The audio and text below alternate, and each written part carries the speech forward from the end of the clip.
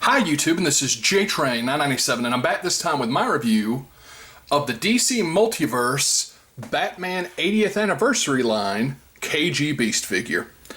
Or at least I say the Batman 80th Anniversary line. They've got this gold foil decal up here that is the only differentiation between it and any other DC Multiverse line. But I haven't seen these in stores yet. I was at a local con, Soda City Comic Con, and a guy had these out for pretty reasonable, 20 bucks a piece for this guy, pretty much everybody but Alfred and Red Hood. He had sold out of Robin. Alfred and Red Hood he wanted way up there for, and I wasn't about to pay what he was asking, but KG Beast is definitely one of the people, or villains rather, that I've actually was kind of surprised by. You know, this line's kind of fading out, and I'm like, really? They're going to do him? But when I saw him, I'm like, man, he actually looks really cool. They've given him this Masters of the Universe Classics style body. All these extra knives, which I believe some fit in his little gauntlet as a bayonet. And that's really cool. You can see the box art of him on the side. He comes with the head of Croc, which is like up here, where you'd never be able to tell. You can't really see it. On the back here, the other characters in the wave. Croc, when he's all assembled, and his tiny read-up says, one of the world's best contract killers, the man known as the Beast, is hired to take out Batman. So, not too much at all to say about the packaging. Let's open him up. And here we have KG Beast out of the packaging. Now, real quick, you get the crotch of Killer Croc, which I did not know about. It was kind of scrolled away in there. I thought that just came attached to his torso. And you get his head, which we already knew. What I didn't know is it has a hinged jaw, which is very, very nice. Really looking forward to having him put together.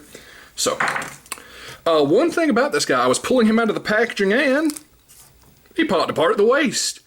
I wasn't putting excessive force on, he just popped clean apart. Now, you can pop him right back on. The knife fell off. But as I was trying to squeeze his, together and make him see if he would stay on, boom, leg fell off. And then that fell off again. So I don't know what's going on. Now, once he's popped back on, all these parts are, totally fine. And that fell off again. But, I don't collect DC Universe Classics anymore, but they've used them for different figure. I don't collect Masters of the Universe Classics anymore, but they've used them for multiple figures before, and I've never had them fall apart like that. And so I don't know what's going on with this. Again, once he's together, he stays just fine. But, he just wants to fall apart. So that's kind of worrisome. He also comes with this little attachment that's in his gauntlet here that was separately packed. I think that's supposed to be a missile of some type. It's been a while since I've seen KG Beast show up in the actual comics. Let's get him standing real quick. Zoom in on some of that detail. Some very nice detail on the mask. You can see the spikes. The texture in his body armor is all nicked up like he's been shot at. The shuriken on his belt. He's got two little sheaths around his ankles for his smaller knives.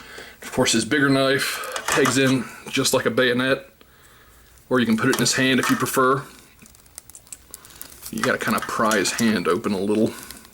It's very stiff. But I'm gonna keep it as a bayonet anyway, so probably a lot easier to get those smaller knives in here. So, well, yeah, you're gonna have to definitely maybe heat that up because that hand is really closed tightly. I don't know why. So, pull that back in. Oh, and all the detail. You can see the red streaks going down his arm towards his gauntlet. The gauntlet, surprisingly, is non-removable, which I believe this is just supposed to be his hand, and there he goes again. My goodness. Yeah, you gotta definitely watch it, especially when you're trying to get any posing out of his abs, or his ab joint rather, because it will just, boom, pop right off. That's really annoying the more I mess with it. So yeah, there we go. The smaller knives definitely fit in there a lot better than the bayonet does. So, get a look at the back of him here. Now, as far as his articulation, that doesn't pop off. The head does a surprisingly nice up and down. Left and right, yeah, it does a full 360. You just kind of watch these shoulder spikes. Oh my God, are you kidding? What is going on with this guy? I'm not being that rough with him. I guess at least it's not permanently broke. So, yeah. Arms do a full 360, spin at the bicep, single jointed elbow, spin, and have a hinged wrist.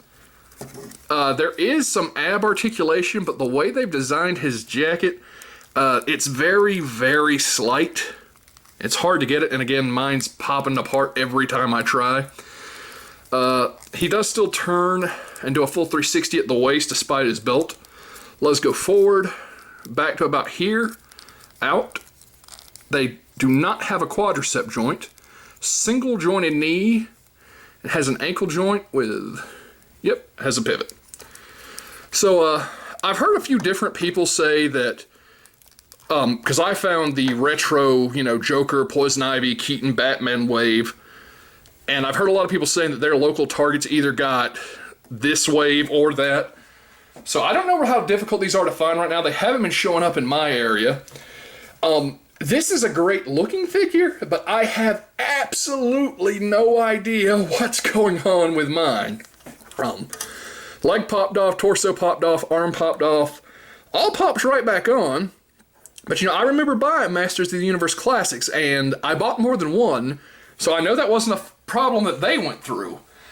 So at the end of the day, this is a great, obscure Batman villain as Mattel's losing the license and kind of closing out. I was surprised to see him do this guy. Although it makes some sense they kind of reused their, He-Man mold. So, I do like him. It's hard to recommend him with all the issues of pop, like all the joints popping off. He feels really brittle and really cheap. But once he's standing up and, you pose him the way you want, he's totally fine. So make your own judgment. I think he's a great guy to fill out your Batman rosters. Just definitely check yours out and be careful with yours. And that being said, this is JTrain997, and I'll see you soon, YouTube.